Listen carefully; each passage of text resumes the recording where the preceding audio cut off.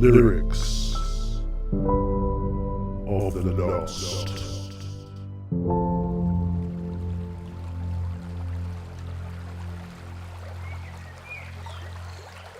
And here we are again, standing knee-deep in streaming music, which it used to come at us over smooth radio waves, but now it's digitally streaming past us.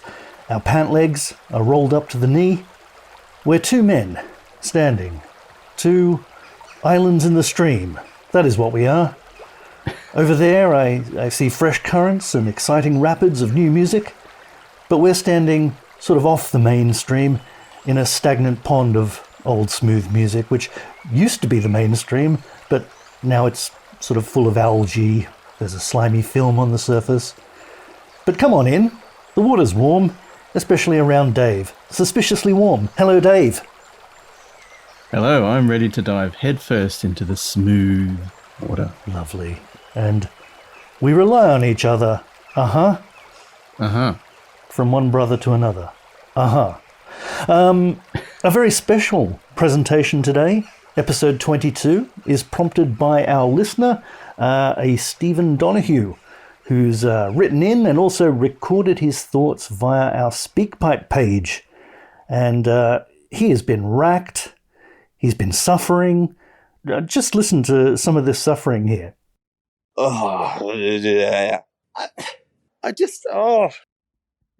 He's suffering and wrestling with his demons, who have taken the form of this.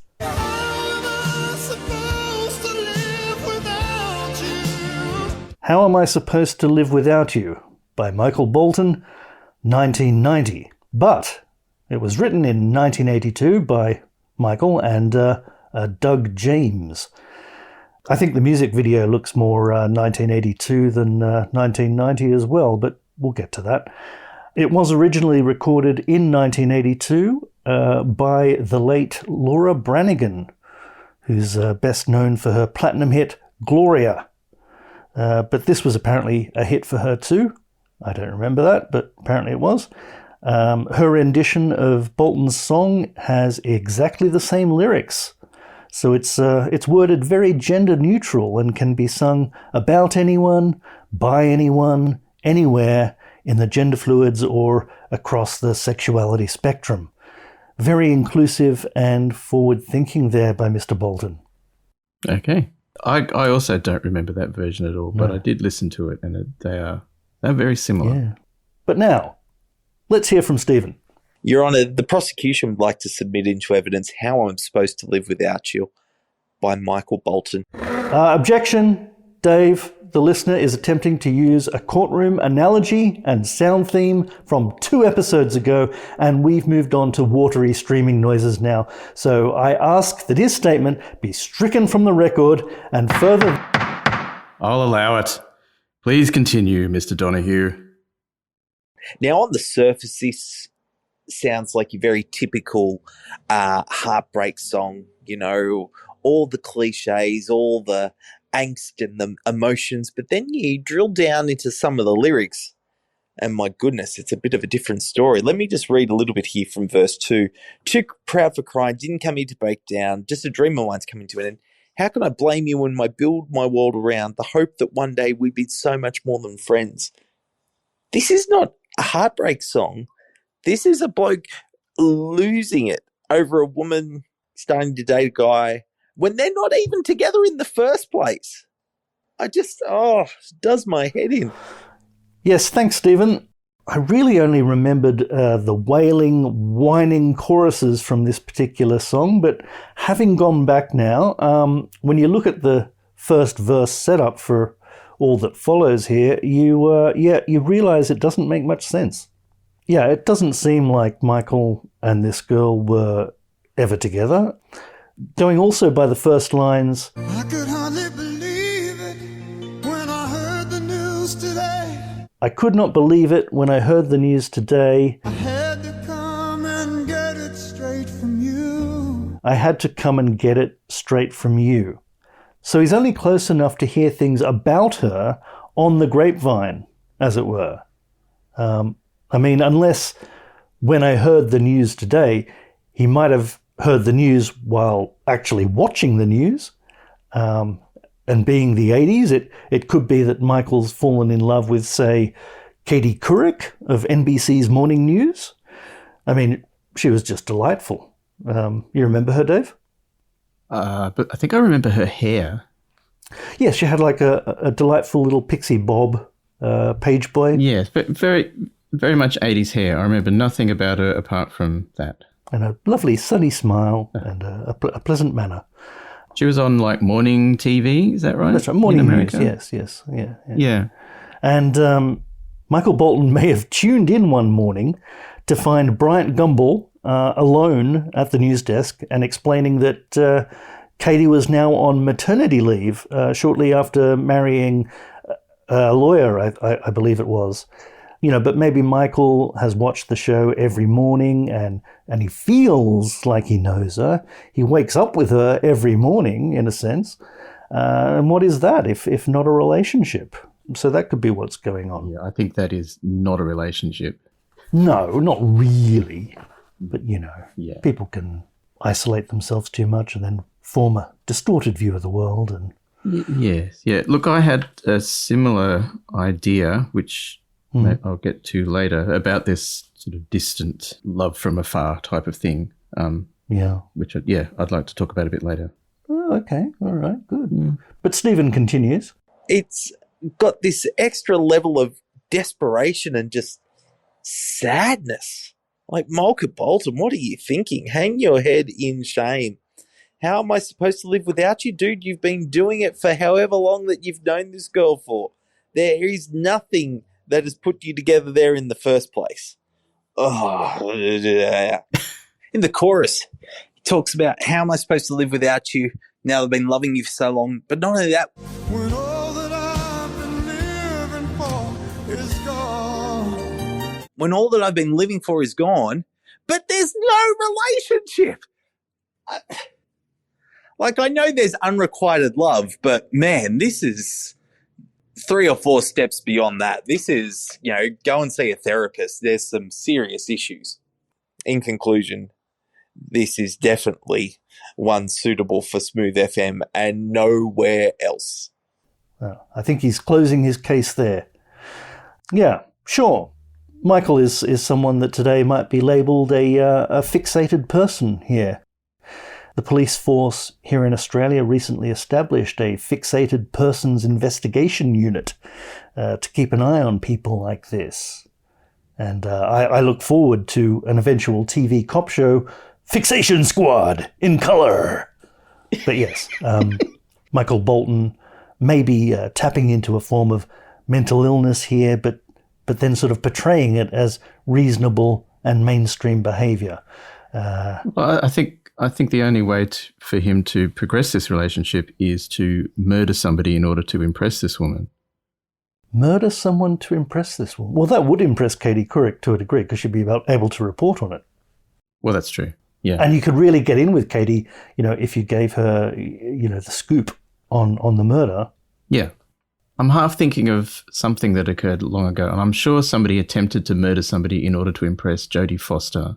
This could be totally incorrect. Oh, Jodie Foster did have a stalker. I do remember that. Yes. And he was, hang on.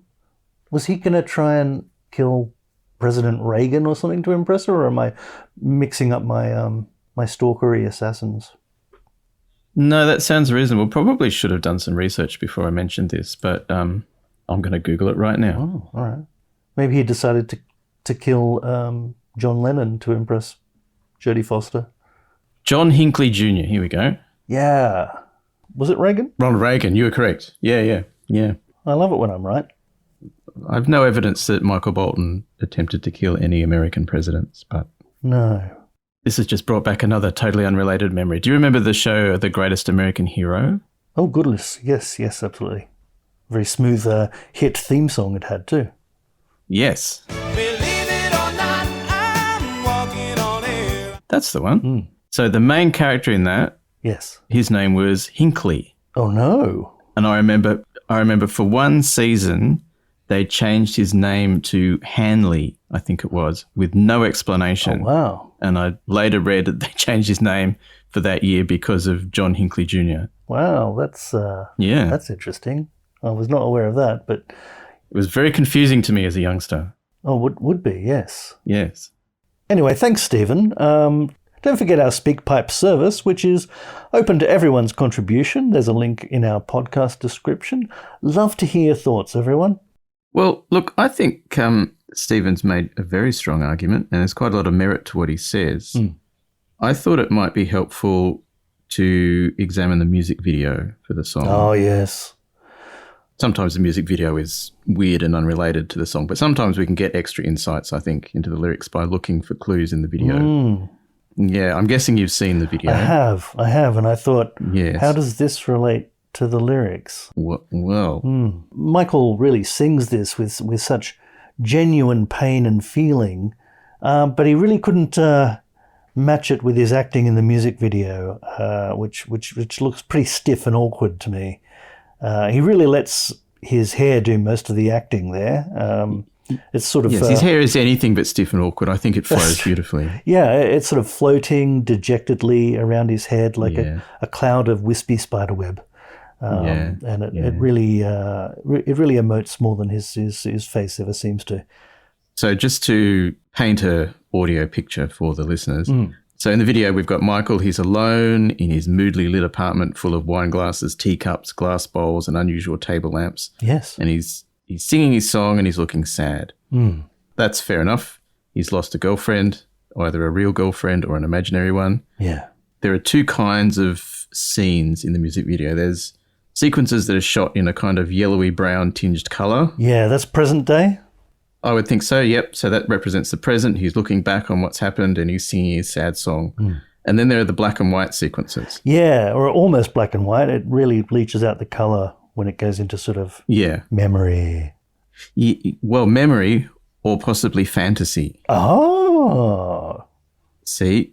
So if you think about the way it's Stephen's theory, Michael could be imagining the possible relationship with the woman. So rather than remembering it, this is what he feels the relationship could have been. Wow. So it's kind of the reverse of The Wizard of Oz, where Dorothy goes into her fantasy coma. It becomes colour, but when Michael goes into his fantasy world, it becomes black and white.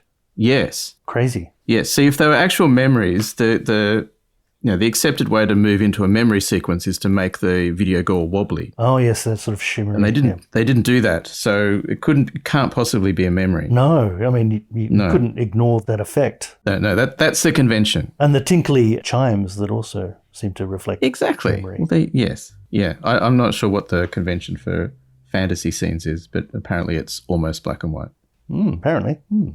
Anyway, these fantasy scenes start off good. We see them hugging, dancing. He's sitting there waiting to give her a present, which I think was a bracelet.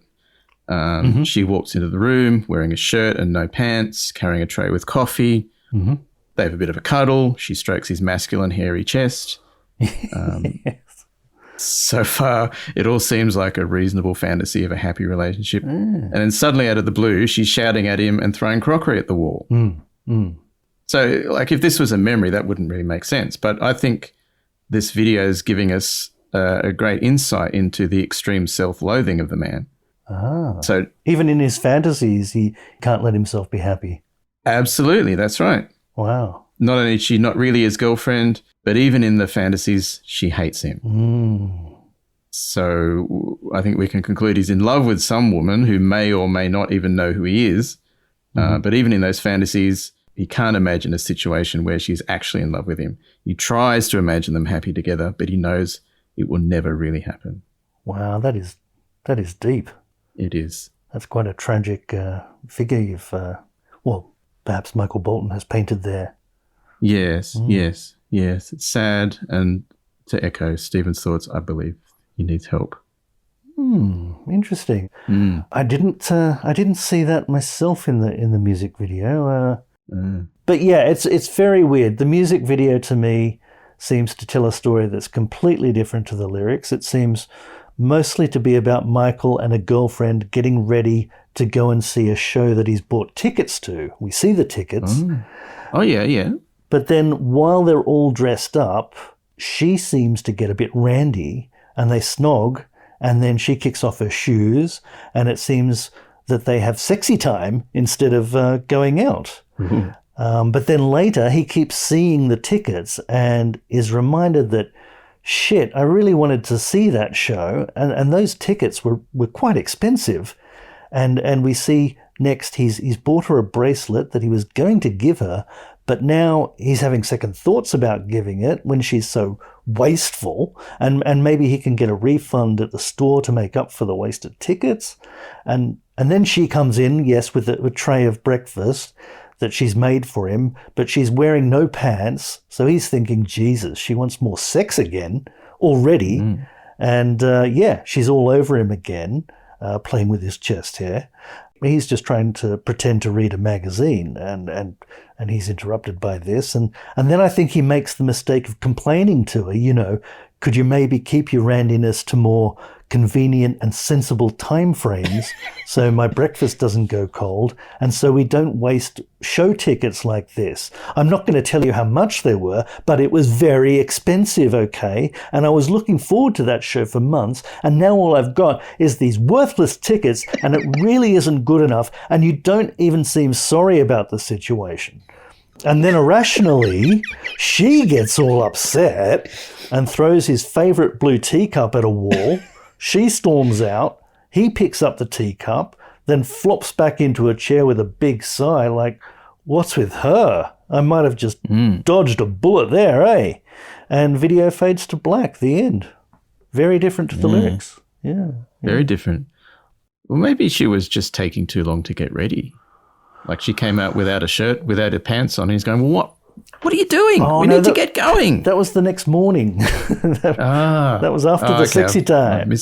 After the sexy time, right. I was thinking maybe the lyrics of this song are the truth of what happened, and the music video is more like the story he told his mates about it down at the pub. Yes. Yeah. But I can see your point of view as well. Memory or fantasy, it could go either way. Just getting back to Stephen's thoughts. Sure. I think we can take it a little bit further. So just looking at the lyrics a little bit more closely, it seemed to me that not only there's nothing to suggest that the couple are actually in any kind of real relationship, but he never actually stops to let her confirm that she's really going off with another man anyway. So starts off with him all incredulous at the news that she's leaving with another man. So we've got those lines, I can hardly believe it when I heard the news today. I've had to come and get it straight from you. I think that's very commendable. He wanted to come to her rather than hearing it from a second-hand source, wanted to come straight to her. He's got no time for gossip, scuttlebutt. Yeah, so that's right. They said you were leaving, so you didn't initially hear it from her, heard it from them. It's never made clear who they are. Are they friends, his friends, her friends? Just voices in his head, don't know. But yes. So he goes up to her, but he doesn't actually stop to let her confirm or deny that this is going on. If this was a duet, maybe we'd hear her side of the story. But well, there's no room for a duet in this song. The whole song is based on her giving him a look. From the look on your face, I see it's true. From the look upon your face, I see it's true. Now, I struggle to understand what kind of an expression indicates I don't love you and I'm going off with another man. Wow. And how you could tell the difference between that kind of expression and one that says, I just accidentally broke your curling tongs. Or I just ate the last chocolate Monty, or I just did a really big poo and it won't flush. Which could actually explain why she comes out with no pants on. Yes, well, well, that's just going to make it worse. I guess so. It's not going to help the situation. No, that's the song she wiped first, I guess. Best to put your pants on and pretend it wasn't you. Although if there's only two of you in the flat, that's going to be a hard story to pull off. Yeah, so he wants her to Tell me all about it. Tell me about the plans you're making. tell me all about it. Tell me about the plans you're making, and tell me one more thing before I go. And then we get to the big question in the chorus: How am I supposed to live without you? but he never stops to give her the chance to answer. He just keeps on berating her with these questions, or not so much questions, but demands for an explanation when we don't even know whether there's anything to explain. So does this indicate, like you were saying, that it's all a fantasy, it's a conversation he's having to nobody, and he's just imagining any responses? He can read anything into a look that's imagined in his head anyway. Well, maybe there isn't even a real woman. Maybe it's an imaginary woman in an imaginary situation. That's a lot of imaginaries. It's a lot of imaginaries, yes. But from that point on in the song, it's all just about self-pity. Oh, yeah. It's a dream of mine is coming to an end, and how can I blame you, which is exactly what he's doing when I built my world around the hope that blah, blah, blah, blah, blah. But he's totally blaming her. Yes. I mean, the song is largely about self-pity, and I think it's quite successful in being about self-pity, and there's nothing wrong with the song about self-pity, but I feel like he sort of stuffed the song up by adding this initial setup verse that makes it, the self-pity, make very little sense, or at least very little rational sense. Yes, I think that's the point. It's not rational. And he's pretty much accusing this woman of ruining his life, you know. Yeah. So he's getting really worked up. I think if he just calmed down a bit, if he stopped to let her speak, he might have saved himself, us, and the Smooth FM listeners a lot of trouble. Indeed. There's a lot of big, overblown feeling in this song. We should have warned people who may be triggered by big feelings, big melodramatic feelings that are also rather sad and pathetic, but no less intense for being that. I was reminded of the Rowan Atkinson parody song called I'm Wet and Lonely. Do you remember that one? I don't remember that. Look for that on YouTube. It really captures the vibe of this sort of song. And it occurs to me that Michael Bolton's tenuous relationship with this girl it's a lot like podcasting. Obviously, we feel a very real relationship with our listeners, even though we haven't met them. But how would we be supposed to live without them? They give us some attention. It makes us feel validated. But it could be that we're just not very well people, and we should get out more. That's true. Also, it's a very one-sided conversation, much like this song. Yes. Yeah. In fact, maybe we're not even doing a podcast. Maybe this is all a fantasy. Or maybe our fantasy listeners hate us. Who knows? Yes. In my head, they probably would. In my head, they're all wearing no pants. That's fine, so long as you haven't wasted money on buying them tickets to go out to a show, a big show. No, yeah. But what if that show was his show? What if she made him miss his own show and he'd got tickets for her to come to his show? Well, he wouldn't need 2 tickets just for her, surely. Surely he doesn't need a ticket to his own show. Maybe it's her and her twin sister. Mother, yeah. Yeah, they were just on their way to pick her up, and they've totally forgotten about her, and so the mother or sister is just standing outside waiting in the street for the car to come and pick them up, and they're busy having sex. Selfish. Yeah. I did have to look in the music video. Michael is pacing about the room, and I think I did see an ashtray, because there does seem to be an awful lot of smoke in the air for the light coming in through the blinds. It really comes out in fingers of light that are well defined by all the particulate mass swirling in the air. It's like, someone's been really smoking up a storm in there, and I don't know if that's played any part in any of the dramatic conflict. But look, if she's the one smoking, maybe she's made his hair smell of cigarette smoke, and he's not happy about it. Yeah, that's right. I mean, that hair would be just a big trap for all sorts of pollutants. He's like an air filter. He's a human air filter with that hair. Yeah. Perhaps that's why he cut it off. Yeah, ultimately, in the later 90s, he cut it all off for charity, apparently. Yeah. It's a charity I don't think his career was ever the same after that. No. I was intrigued by this, a part of each chorus that goes, "How am I supposed to live without you?"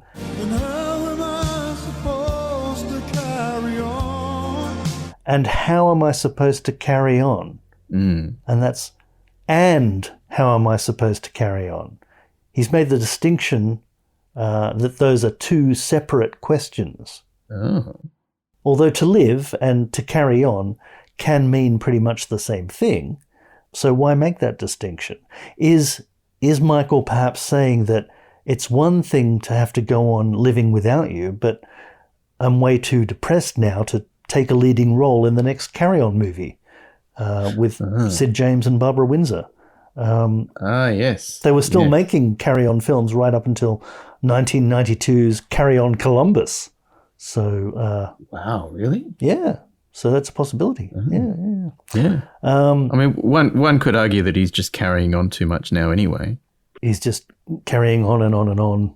He's carrying on like a pork chop. Like a frog in a sock. Exactly. Or, though, I was also thinking he might be asking how he can physically carry something on. Like, again, bringing murder into it. Is he carrying this girl's lifeless body to a shallow grave that he's dug? He's already exhausted, perhaps, emotionally from her decision to leave and then from the jealous rage that resulted in his murdering her. And now she's gone. He doesn't even know how he's going to live, but somehow he's supposed to carry on now with the body, which is heavy, got to be at least 50 kilograms. Then he's got to fill the grave back in on top of her and then clean up. And how's he going to do all that when he's so upset? He hasn't even had time to grieve. I think Michael could extend the chorus further with to come up with a convincing alibi. Yeah. How am I supposed to convince a friend to say I was with them right now instead of here at her flat? How am I supposed to make this look like a burglary gone wrong? Yeah. How am I supposed to clear my cell phone data, which has been pinging nearby phone towers and triangulating my approximate position here at the crime scene? How am I supposed to be sure that I've cleaned up all the blood when the police have that dark blue light thing that shows all the blood anyway? Yeah, you don't want to do that in your own bathroom. No, that's right. I think you've mentioned that before.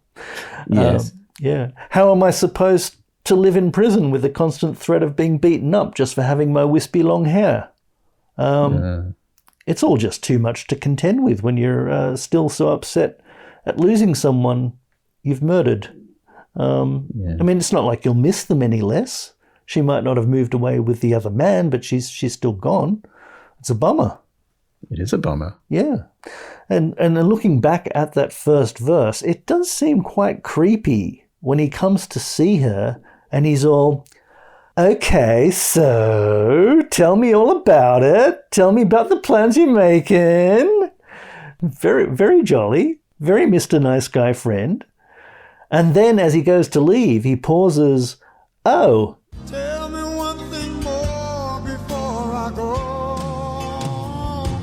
Tell me one more thing before I go. And you can just imagine there his nice guy mask dropping and the crazy eyes coming up and the rage as he yells into her face. Tell me how am I supposed to live without you? While his hands just close tightly around her throat. Wow. Yeah. Yes. I was also just noticing there how Michael, he didn't write, tell me one more thing. He wrote, tell me one thing more, which sounds so much classier than one more thing. Tell me one thing more. Genius. Yeah, and it doesn't even really make any difference to how it scans in the song. He's just showing off. Yeah, it just sounds classier. Yeah. I also was keen to understand what Michael was talking about when he says he doesn't know how he'll live without this person. I thought it might be a little bit less dramatic, but more like, who's going to cook my dinner when you go? Oh. So is it possible that Michael's just that kind of old-fashioned sexist man who can't cook, he won't cook, doesn't want to clean the toilet, do his own washing? Right. You know, is he just expecting this woman to basically be his housekeeper? And she's got fed up with that, gone off with somebody else. Yeah. And now he's going, well, what am I going to do now? Can you at least show me how to use the clothes washer? I don't know I don't know the cycles. Can you just take me through it before you go? Exactly. Leave some Post-it notes up around I've never quite worked out how to use the air fryer. What do I do? Yeah. Yeah. Oh, a domestic self-pity song. Yeah. I mean, it could just be about his mum. Yeah, interesting. Yeah. Well, I did look into this. So the song was written in 1982. He'd have been about 29. His parents divorced when he was quite young, and his father died when he was a teenager. So maybe his mother got a new boyfriend. Maybe she's moving away with him. Maybe he's jealous that he will no longer be mummy's little boy. He won't be able to bring his laundry around anymore, maybe, and yeah. Exactly. Yes.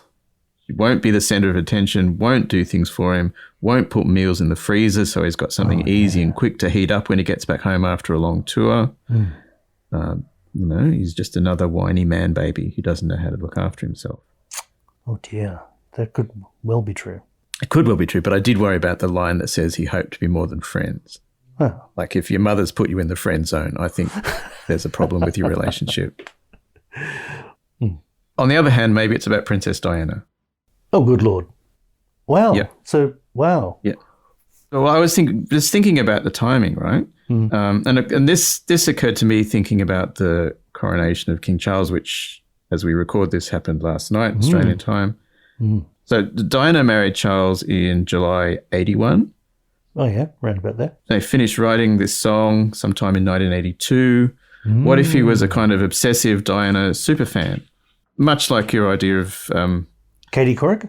Yeah, much like Katie Couric. They're very similar. Yes. Well, they both had good hair. The hair, short at the back at least. There's a lot of hair issues with this song. I can't find any evidence that Michael and Diana actually knew each other, but he did appear on the tribute album that was released after she died. Oh. He did a duet with Placido Domingo for some reason. Well. She may have been a fan of his music. I don't know. I know she liked Chris de Burgh, so there's a good chance she also liked other drippy MOR, romantic balladeer kind of people. So I'm thinking maybe he was a collector of Diana memorabilia. He's got the spoons, the tea towels, the plates, cups, bowls. But on every one of these, he's scratched out the picture of Charles, or maybe he's crudely sellotaped a picture of his own face and magnificent hair over Charles's balding, big-eared head. Well, it's just a shame we got such a good look in the music video of the blue teacup. There was definitely no royalty on that particular teacup, but maybe it was just a stand-in for his real teacups at home, which are very Diana. I can't imagine him wanting to smash one in a music video, so he wouldn't be bringing those in on the shooting days. No, exactly. Yeah. In fact, it was such a blue teacup. It might have been coloured that way so that it could be imposed graphically in post-production with an image of Lady Diana. Yes. Yeah, it's like a blue screen effect. Yeah. Yes. So he's got better hair than Charles at that time. So why wouldn't she want him? He's there waiting for her, hoping, writing his songs, making his records, thinking that one day Diana would take notice of him. She'd leave Charles and she'd marry him. Of course, we know that never happened. She married Charles, but they ultimately divorced, and he's ended up marrying the true love of his life, Camilla. And I can't help but think that Diana's life would have been much happier if she'd met Michael and married him instead of going for that more obvious choice of the prince and heir to the throne. Yes. It's a sad story in many ways. I guess, yeah. But I mean, Michael would have never have known Diana existed were it not for the engagement to Prince Charles. Well, that's probably true, yes. Fate is so cruel that way. It is, yes. All right, let's look at some other theories on the lyrics from our friends on the internet. A user called Mike from Hueytown, Alabama, has written, "This song is about drug addiction. Michael Bolton was trippin' when he whined these lyrics." Trippin' balls, man. There's always someone who'll say, this song is actually about drugs, But yeah, you could just as easily see that, I suppose. Someone trying to break their addiction and wondering how they're actually going to really do that. Yeah, sure, okay. A user called D&J Love writes, "While this song is sung beautifully, what I hear is a guy who is friends with a woman who he is in love with, but she is not in love with him and wants to just be friends. He stays friends with her in hopes that she will change her mind. This, in my opinion, is cruel to do to someone. Someone thinking you're their friend, but in the end you are only because you are hoping they'd want more. If he loves her like that, tell her and let her decide. Otherwise, don't do that to someone. Yes, well, fair enough. It's maybe it's a little bit harsh. Perhaps he was afraid of ruining their friendship. Well, yeah, I mean, the person you're ultimately going to hurt is mostly just yourself. Yeah. But, I guess it's kind of duplicitous to sort of be someone's friend, but you are always feeling more deeply. But sometimes it does work out. Dave and I have a friend who moped along for years as a girl's sort of platonic guy friend, and then they got together genuinely for a while. Yeah, can work out. I blame Hollywood, I think, for constantly shoveling stories at us with unlikely friend couples that ultimately get together. Yeah. Also couples that initially hate each other. That seems to be the other way. Oh, yeah. Well, hate is not the opposite of love. Indifference is the opposite of love. Wow. That's deep, isn't it? Yeah. But in those movies where they start off as friends, they normally have to endure her going off with another bloke for a while, then realizing that he's not the right one for her and the friend was. But I think he's probably ruined that by coming up to her and shouting at her about how he's going to live without her. So I think if there was ever a chance, it's gone now. Yeah. Unless she's, got some serious daddy issues or something, and it really takes someone being stern with her to trigger some sort of attraction response. Yeah. But maybe you should have just gone up and said, I'm not angry, I'm just disappointed. Yes. You've let yourself down. Your mother's upset. I'm going to turn this car right round now. If you don't behave. Yeah. And similarly, but more succinctly, a user called Shady Dude writes, yes, he sings it well, but does it seem to anyone else that all he does is whinge about some chick and how he didn't do anything to get her? Plus his hair is funny. That's an extra twist of the knife there from Shady Dude. Wow. Yeah. Basically, a few people have twigged to what Stephen has brought up, and I hope that helps, Stephen. You're not alone in your suffering over this. People are with you. Indeed. Yeah, not least of all us. We can now move on to misheard lyrics in this song. How about that? Hooray. As reported at kissthisguy.com and amiright.com. So, we have the line, so tell me all about it, tell me about the plans you're making, which was heard by one anonymous person as, tell me all about it, tell me about the bland Jamaican. As if Michael is dropping insults there about his girl's new partner. Yeah. The bland Jamaican. It was also heard as, tell me all about it, tell me about the fancy bacon. And that's something you don't want to hear. She's left you and now they're eating fancy bacon together. That could be a bit of a cruel bit of trivia. Yeah. He just wants all the details. He just can't help himself. Yeah. What kind of bacon were you eating? Yeah. What was the salad dressing? Oh. Yeah. Make me really envious.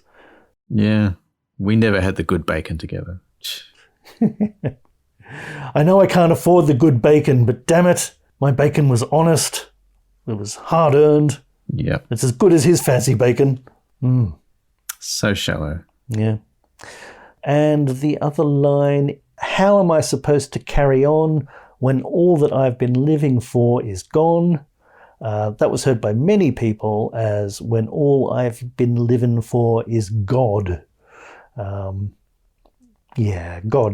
God is enough for some people as a reason to live, it must be said. So does that imply that this song is about somebody discovering that God does not exist? Like he's been forsaken by God? Or just that God is not enough, really. Right. Yeah. Oh, I see. Not enough for Michael Bolton, apparently. Yeah. With his heathen ways and his his demon spider nest hair. You know, is just not enough. I need more. Well, I've got some notable trivia that I've come across in our research. Michael Bolton changed his surname from Bolotin to Bolton. Oh, yeah. Which, indicates he's got some Russian ancestry. Both songwriters and Laura Branigan were taken to court by a Gary William Friedman who claimed they ripped off his song Promise Me I'll Feel This Way Tomorrow. And I can't find any recording of that song. No, nor could I. Yeah. But the charges were dismissed anyway by a New York federal court, so it probably didn't sound too similar after all. Yeah. But Michael Bolton's got a little bit of form with lawsuits, so that one was dismissed. Yes. Yeah, and he was less fortunate in the 1992 one when the Isley brothers claimed his 1991 song Love is a Wonderful Thing was a little bit too much like their 1966 song Love is a Wonderful Thing. Yeah. So I'm neither a successful songwriter nor a copyright lawyer, but I would have thought that if you're going to copy someone else's song, it'd be a bad idea to call your song the same thing. Yeah, maybe just tweak the title a little bit. Yeah. And there was apparently a payout of $5 million there to the Isley brothers. And at the time, the largest compensation in history for plagiarism in the music industry. So, that'd burn your fingers there. Indeed. You wouldn't go near that sort of thing again if he, assuming it was deliberate. It may not have been. May not have been, yeah. No. And my last bit of trivia, at age 15, Michael Bolton worked some odd jobs, including as babysitter of a young Paula Abdul, future pop star and Mrs. Emilio Estevez, the famous 80s actor who I'd really like to get in touch with him, but I just don't have his Emilio Estevez. Hey! I stole that joke. I read it recently. Because Emilio Estevez is just always in the news these days. I was unaware of that. Yeah. He was big for a while. He was. He was part of the Brat Pack. Yeah. Him and Judd Nelson and Charlie Sheen, his brother Charlie. Yeah. Well, anything else on How Am I Supposed to Live Without You, Dave? No, I did look for cover versions. The only notable one I could find was by David Hasselhoff. Oh, wow. Really? Goodness. Yeah. I did see Jim Carrey do a little parody of the song and the way Michael Bolton sings it. He's gone on to do a parody of a couple of Michael Bolton songs, and he does the voice quite well. And but then when he hits the high notes, his head explodes. Well, okay, yes. Yeah. That sort of thing. David Hasselhoff's version was most definitely not a parody. Not intentional. No, not an intentional parody, no. Well, how are we supposed to carry on when all that we've been podcasting for is gone, for today at least? Yeah, there's plenty more. Oh, yeah. Any sponsors to thank this week, Dave? Yes, my contribution to this episode is brought to you by our beloved King Charles III. Oh, my Lord. King of Australia, despite not having been here for more than 10 years. I see. And you're swearing your allegiance to him as the new king? No, I did decline to do that. But it was very nice of him to invite us to do that. Yeah, it would have been a bit nicer if he'd done his coronation like on a weekday so he could have gotten a holiday. Yeah, that's true. Well, thanks to Stephen for contributing. I hope it's helped you to share this burden. And if anyone is suffering similarly over a smooth radio song, please get help. Get onto our SpeakPipe and get it off your chest. Don't bottle it up. Don't isolate yourself. That's when you start to fall in love with TV news presenters or Lady Diana. Yeah. Just keep it real. Yeah, we're here for you. Let us help you carry on. Yeah. Now that all you've been living for is gone. It's gone.